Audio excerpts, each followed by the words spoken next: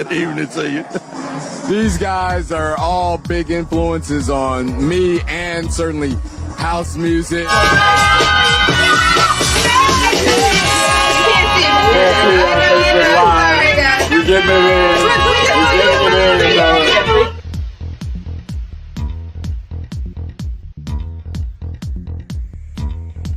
Happy. No, that does not sound like walk most. around with that collar popped up. Yeah. Hey, do this, Yeah. you go So- over there. So let's go on that. I want to talk a little bit about each of your illustrious careers, because you guys have done a lot. All three of you have done amazing, have had amazing contributions to what we call house music. This is the Vintage House Show.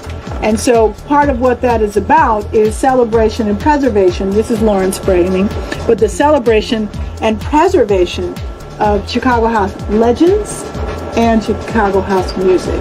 And I think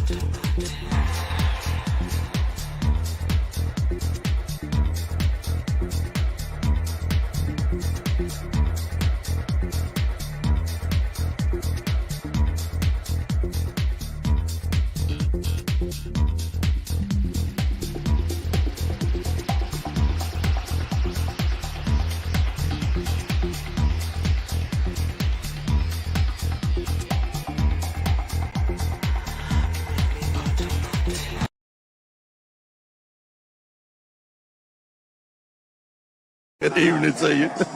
These guys are all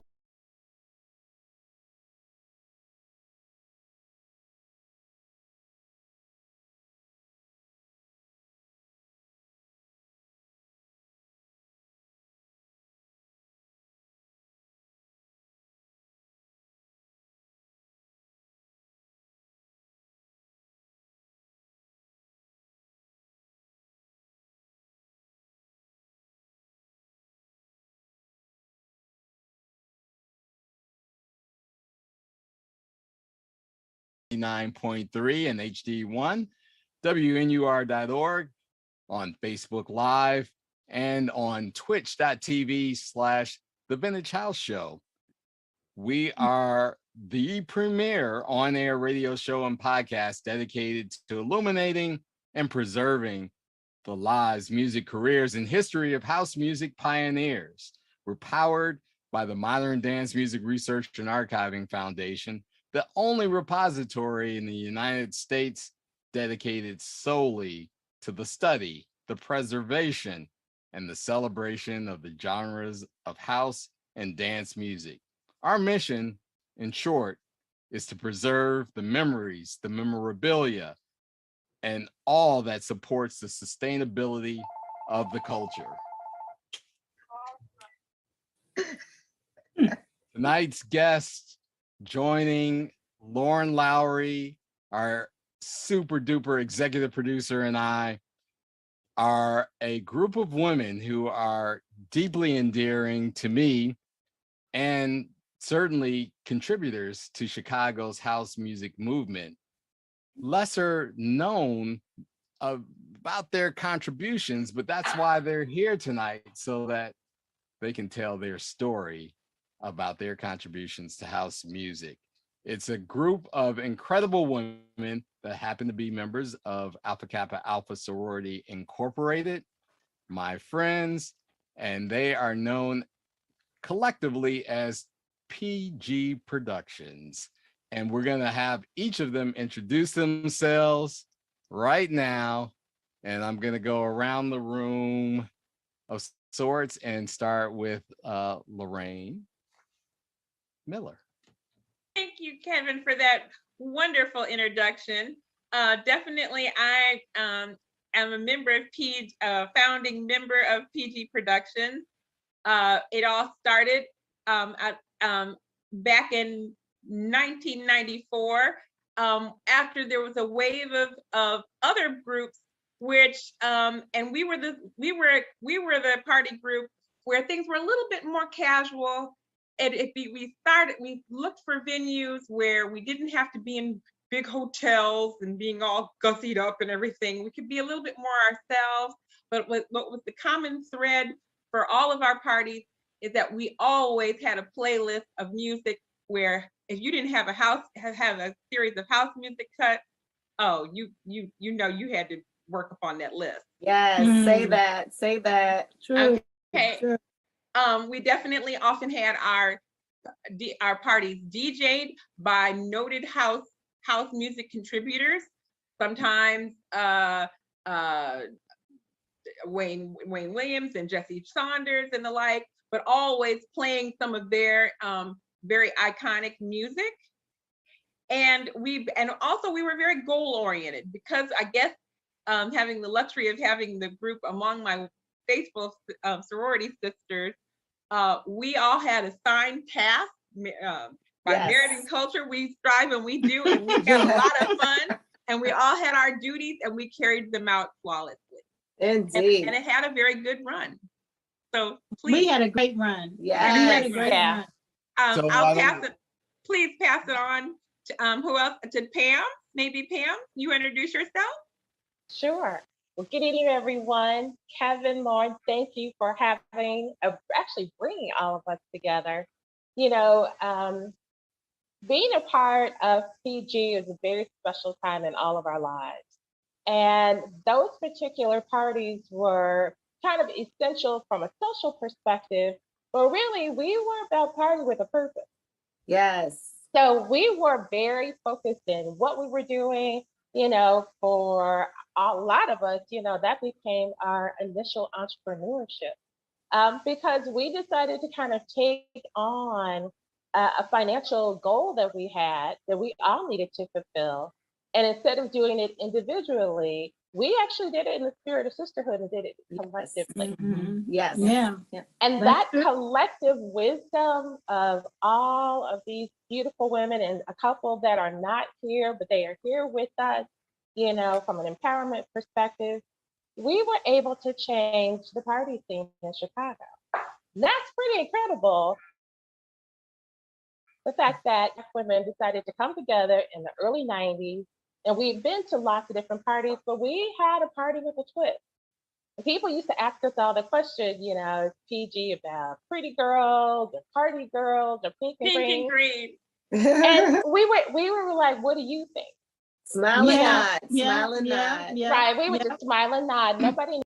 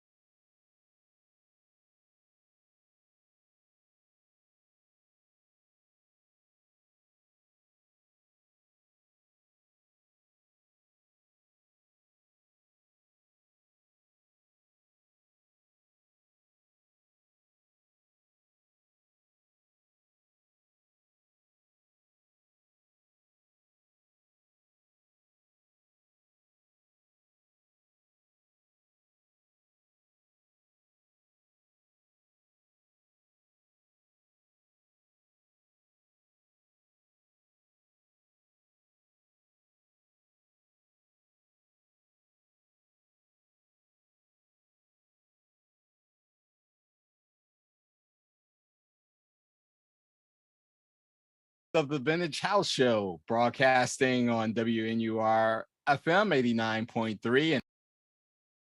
And also, we were very goal oriented because I guess having the luxury of having the group among my faithful sorority sisters, we all had a signed path by Merit and Culture. We strive and we do, and we had a lot of fun. And we all had our duties, and we carried them out flawlessly.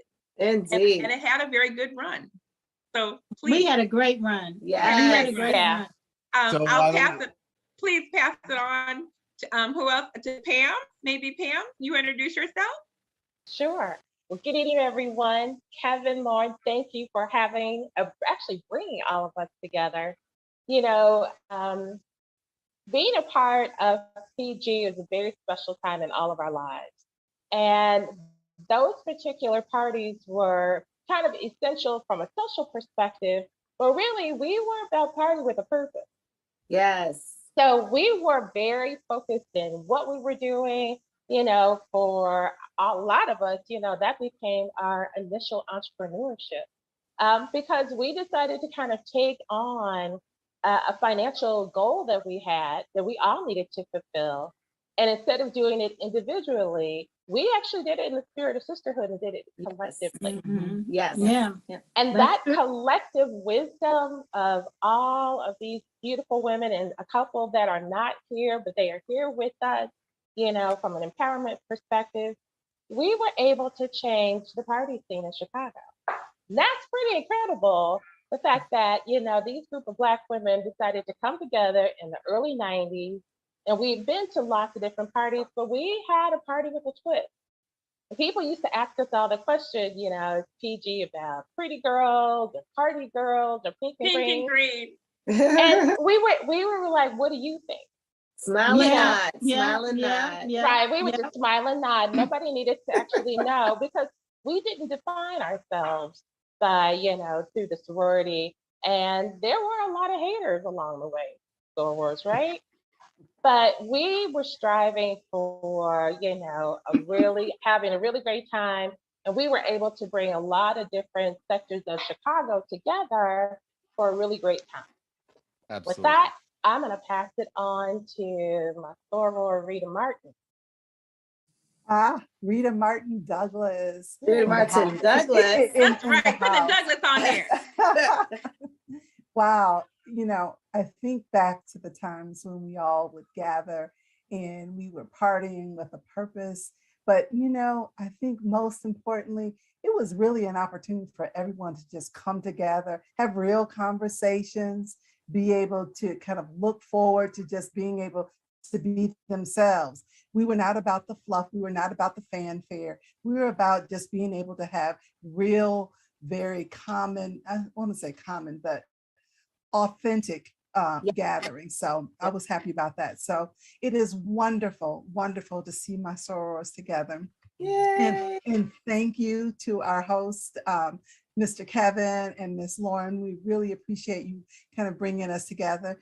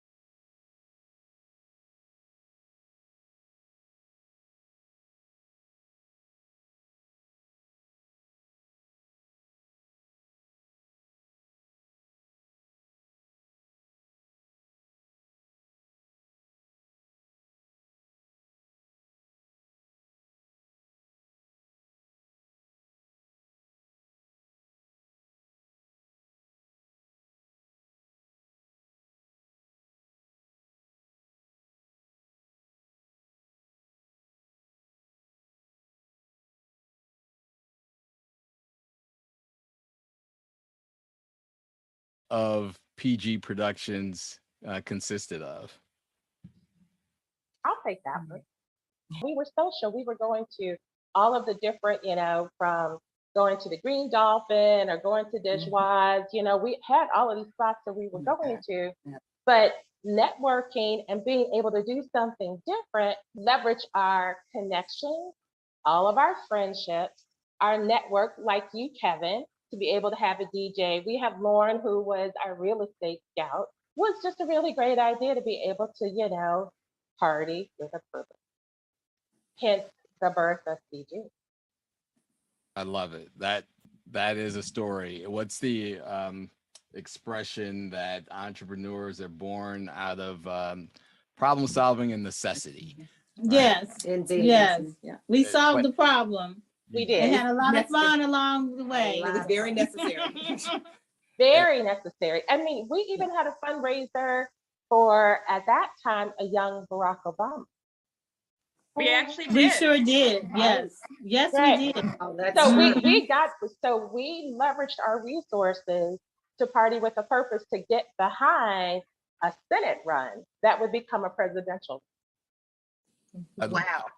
I love it. And so sharing this retrospective, as Tanya referred to it earlier, is important, because we hope that the other outcome of shows like this one are that we're inspiring the next generation. We have a companion show called the Vintage House Spotlight, in which we're trying to influence the next generation, right, to have an appreciation for house music. But I'm curious, so we're going to shift back to music as the core. Talk about what house music means to each of you. That is so huge, Kevin. You can't do that. But I'm going to shoot it to It is big. Rita, It's who wild. has a DJ living in her basement. Tell us more, Rita. Yes, I am married to Sergio D. And and I have the blessing of hearing all kinds of music, but definitely there are times when we're definitely listening to the house. But we've raised a generation of children, young teens who are listening to house and have an appreciation as well. There it is. And they know our favorite songs. They know know our when to favorite turn it songs. up. Exactly. Yes. And what's scary is they know more words than I do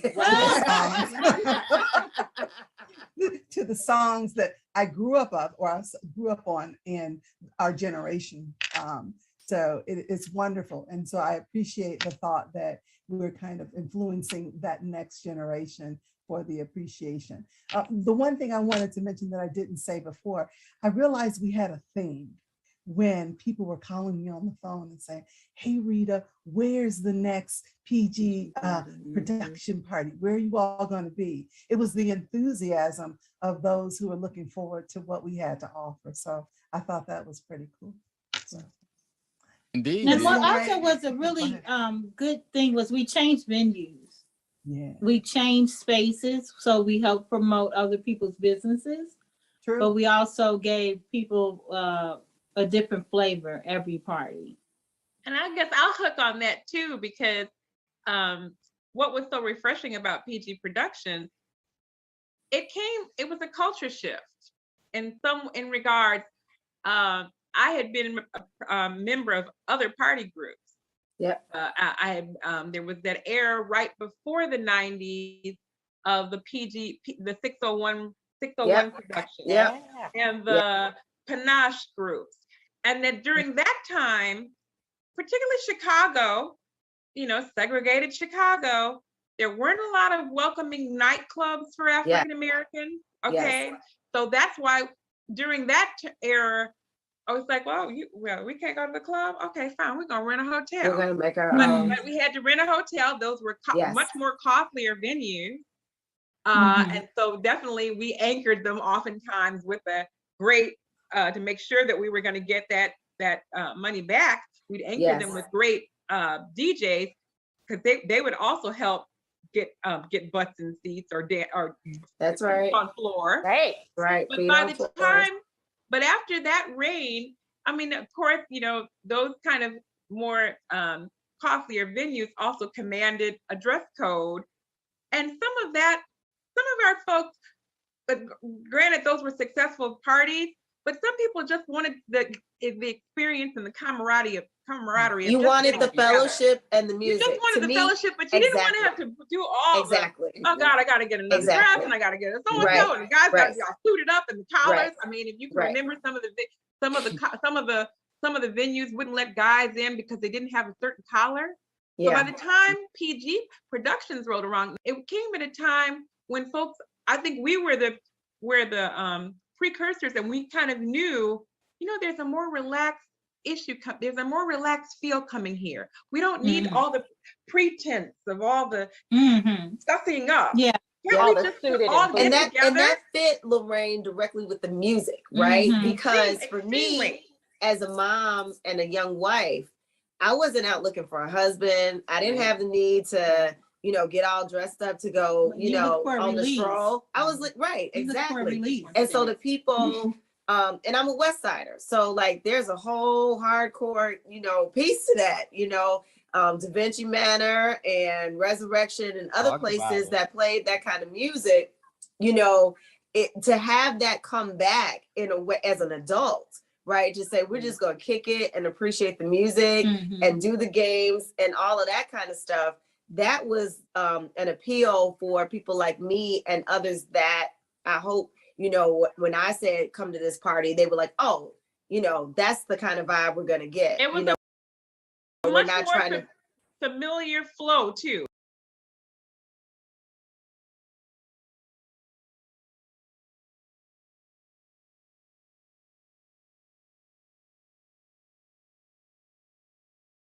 The folk, while all of our guests, you met new people, Tracy, I love your story of like, well, hey, I was new in town, but you didn't feel like you were in a clique. Exactly. You were kind of, all the cliques were kind of broken down. Yeah. You just had, just people who just wanted to gather together. If you were from Chicago, you knew, oh, maybe that has maybe the little breadcrumbs from the Mendel days, and you felt like, oh my God, from the high school days, like, oh, these are my real people, because house music is about themes of happiness and enjoyment, right? It's not always about hooking up and booties and money, right? House music, when there are lyrics, is about freedom and liberation and coming together and those kinds of things. And Kevin, as you pointed out, I think this is what's attractive to the next generation, right? It's not so much that we're teaching them, but we get to share with them, right? Because there are young people out there who also appreciate those kinds of themes in their music. I get really discouraged when I hear people talk about millennials in a very generic kind of way, as if they're all bad or all doing terrible things when they're not, right? So they too, I think this gives us an opportunity to bridge some gaps and to create some unity in our community around music that we all can listen to, right? Regardless of what your affiliation or background or what side of town you're from or what generation you're in. But it brings the nostalgia. It brings the nostalgia of happier, fun times where all the pretense is gone. I think we were quite strategic, and not only did we cheat, we chose venues that were probably a lot more affordable, but that definitely you could eat and people could eat because you have the fellowship there. We wanted to make sure, we're going to be able to have things where people can have like chicken wings and things that are more familiar that everybody wants to partake in. Yes. So it just made a very nice, familiar feel where it was very welcoming. We created, to me, a version what became the evolution of here's Mendel, here's going to IIT parties, that we would look forward to at Thanksgiving. And what became the next evolution of social for us? So the next evolution of social really kind of brought back, hey, there used to be a spades party. Or hey, if we went to Rita's Halloween party, and the music was bumping and we were there till 3, 4 o'clock in the morning, so all of these 601s, all of the Pentad and all of the nightclubs that we used to go to, but a really different kind of vibe that was very social. To me, it's like Cheers. Everybody knows your name. Everybody's very social. And no matter where you came from, what side of town you came from, you were going to have a good time.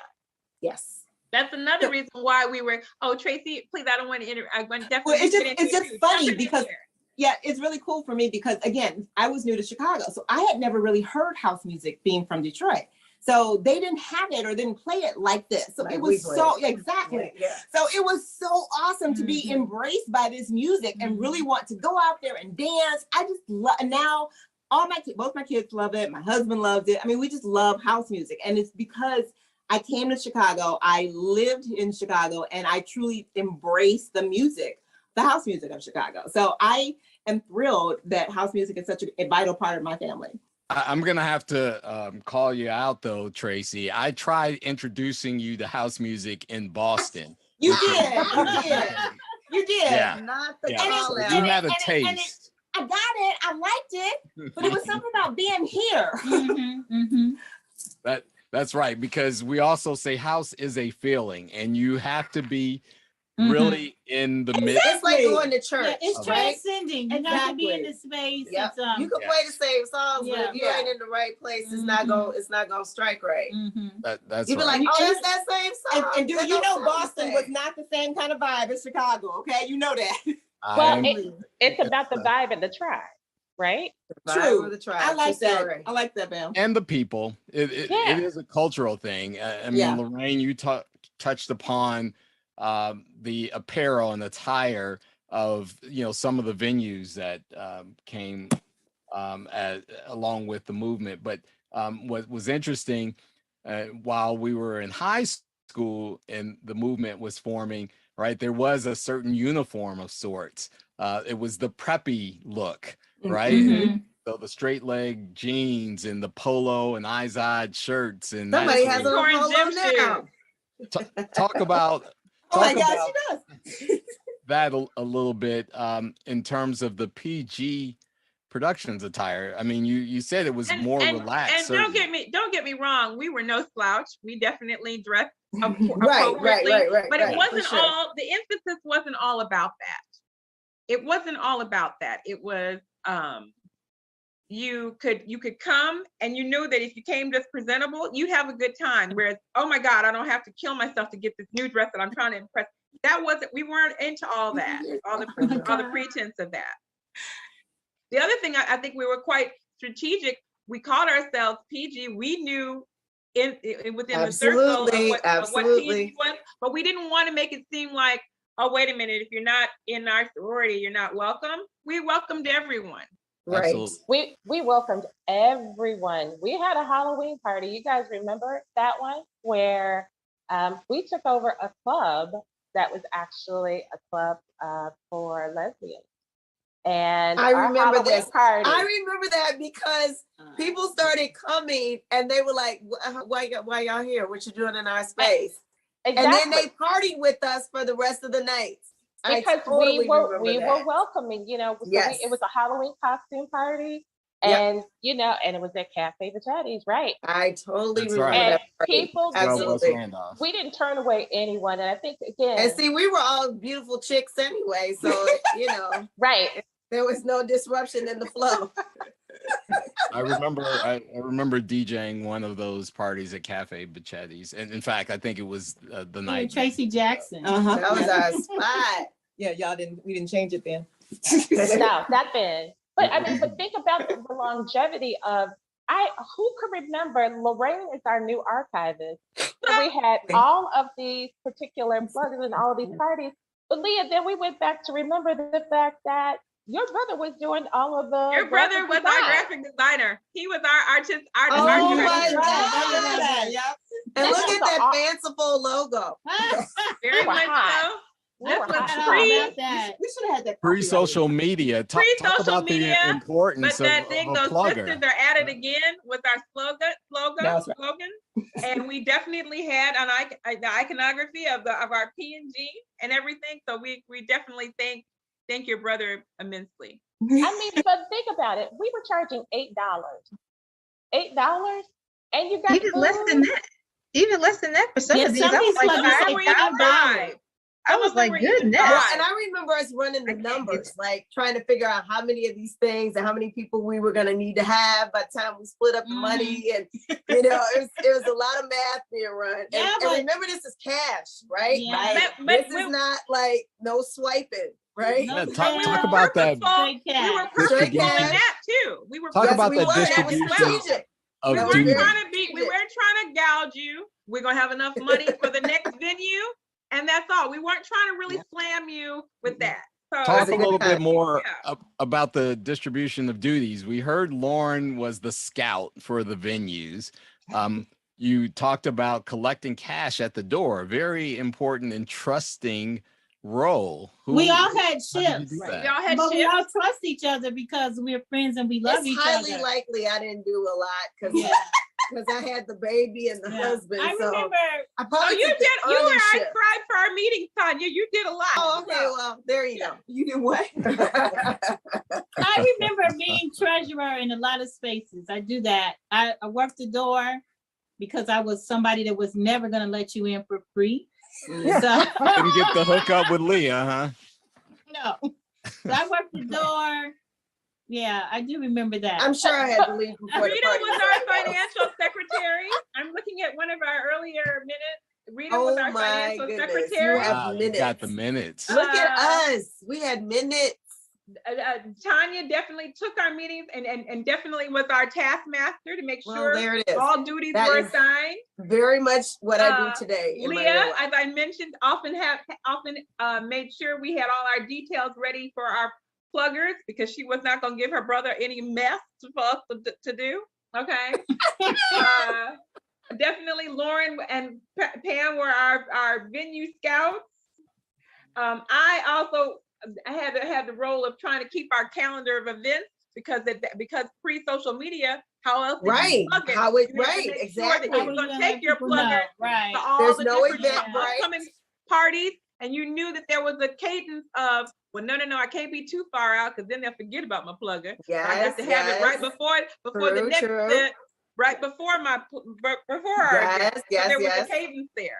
So Lorraine was our social marketing person. Before there was social media, because she would tell us the parties to go to, we would have a plan and we would have a stack of pluggers that we had to distribute. That sounds right. But I'm going to say this. Remember, we would copy those pluggers on cardstock and then we would cut them. Yes. Like, I remember that. Or with the cut machine. Yeah. Yeah. Whatever that's called. So was there ever a time where you did those street posters that would be tied to the poles at all? No. We were very much about that hand to hand. You know, we were hand to hand going to parties. And people seeing you give you the plugger was important because you knew, like, oh no, she gave it to me. She's cool. No. Exactly. No, this ain't gonna be no riff-raffy type stuff.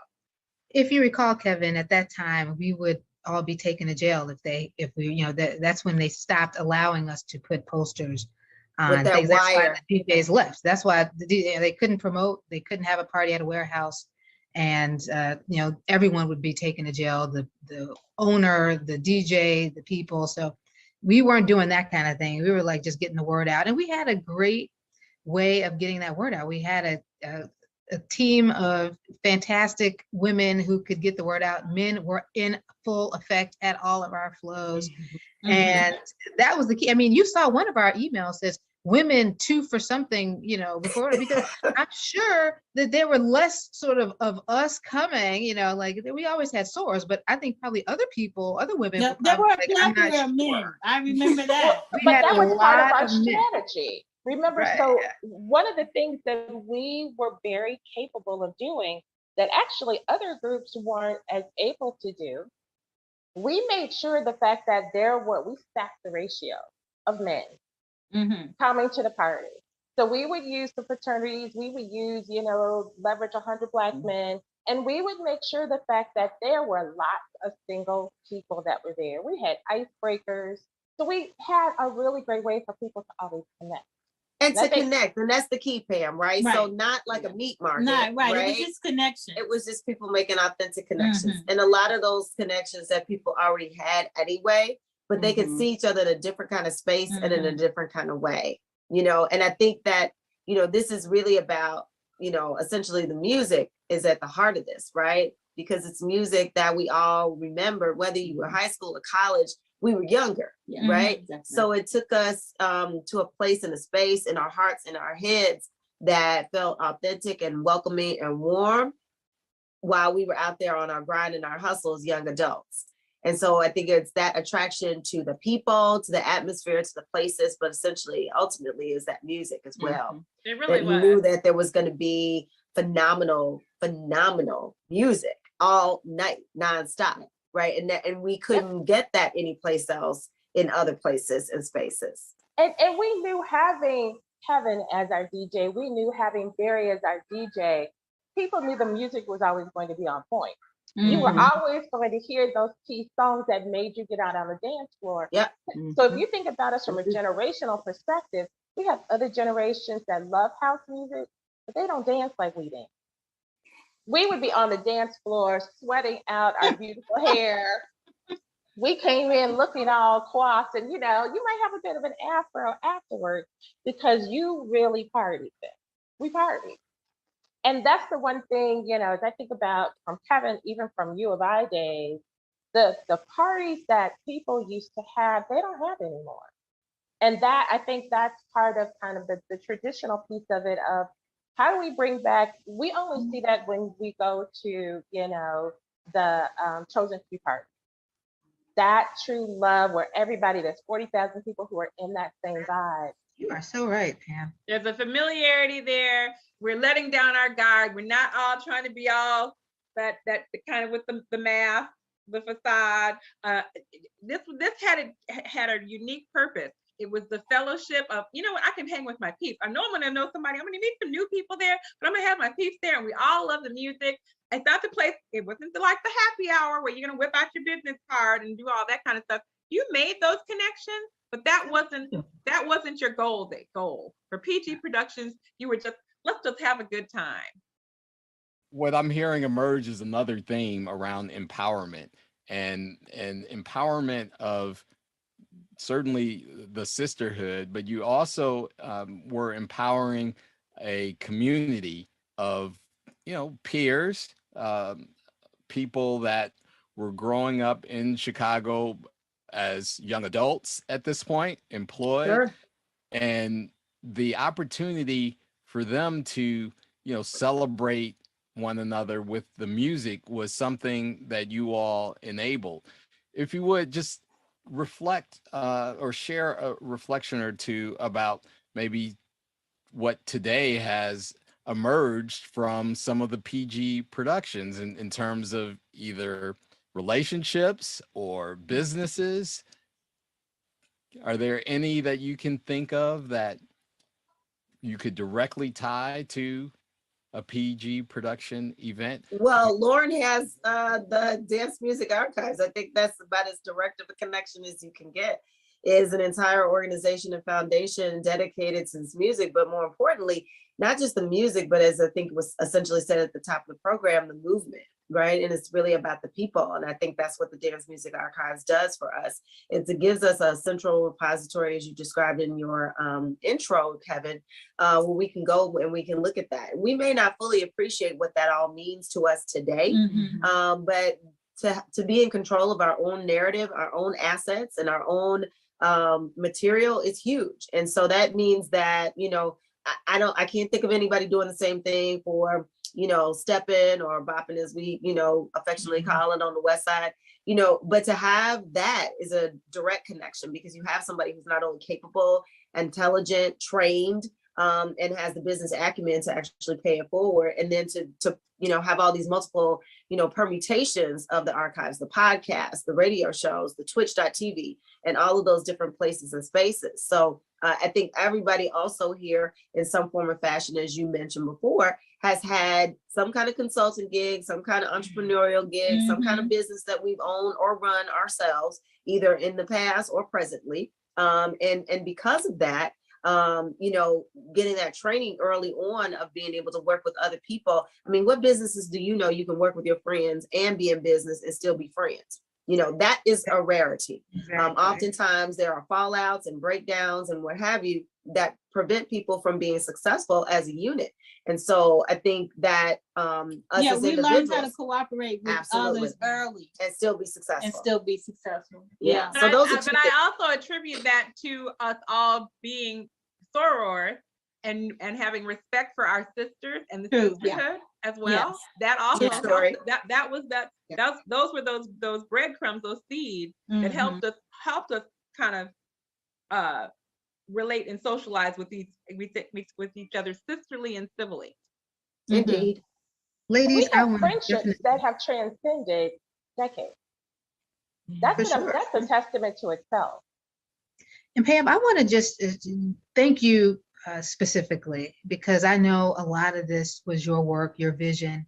You are the kind of person even today that brings together people and attempts to get the best out of people and put their skill sets to the best use. So I want to thank you and all of us members of Alpha Kappa Alpha sorority that we're at regionals now, and I know a couple of us have to run and take care of sorority business. But Kevin and I really thank you all so much for being a part of this conversation and really, making sure that we know that the history of house music is still alive. And certainly with our PG production sequel events that will take place that Pam will put together. And Kevin will DJ. Kevin's going to be back on the decks. Kevin, you back on the decks, or what's up? I'm warming them up. Yep. Kevin on the 1 and 2s. On the 1s and 2s, right? True story. But yes, I add to the thanks and appreciation that Lauren shared, particularly for giving me a shot, because prior to PG Productions, I think I've been DJing mostly weddings, wedding receptions. I had a residency in Boston, and I was a popular DJ on the campus of the University of Illinois. So in Chicago, PG Productions was really that group that entrusted me to share my talent. So I thank you all for that and for coming together for an exclusive reunion here on the Vintage House Show. This is powerful, especially Women's History Month 2022, to see these women all together again, and knowing that they are still friends, and certainly all friends of mine. We thank you for joining us on this episode of the Vintage House Show. Please ensure that you tune in every Wednesday night, 9 p.m. Central for the at home edition, and 10 p.m. for our broadcast edition of the Vintage House Show.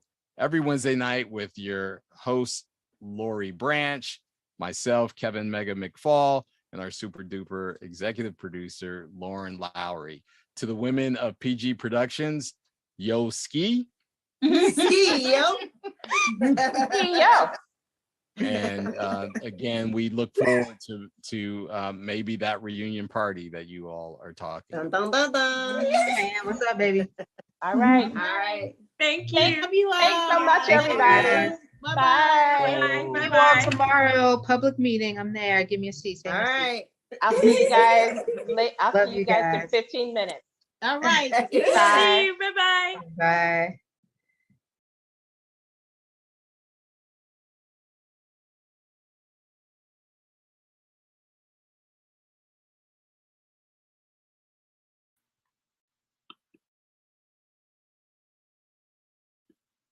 Thanks for tuning in to this special edition of the Vintage House Show.